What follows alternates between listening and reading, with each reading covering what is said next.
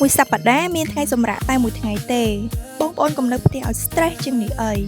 តោះទៅដើរលេងឡើងភ្នំមើលថ្ងៃលិចជាមួយខ្ញុំ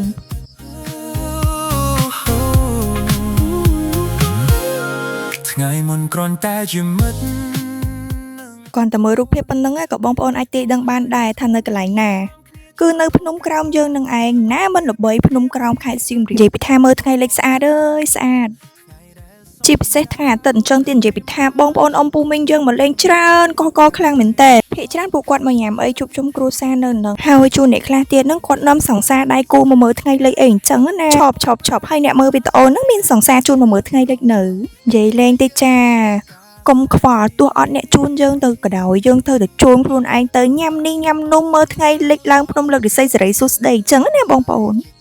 ចាល្បីថាឆ្នាំនឹងគ្រូហងស៊ុយថាឡើងភ្នំទៅគឺដឹងឲ្យរាសីយើងឡើងស្រោត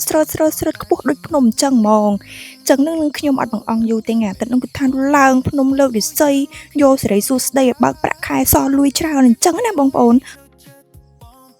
កុំភ្លេចជួយ like follow page និង share វីដេអូនេះផងណាអរគុណច្រើនជម្រាបលា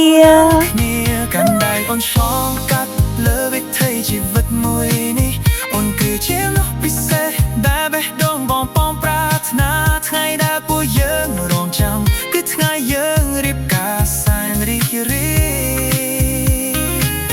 មកបាជូនពោសំណាងល្អឃើញយើងខ្លាយជាគូស្វាមីភរិយា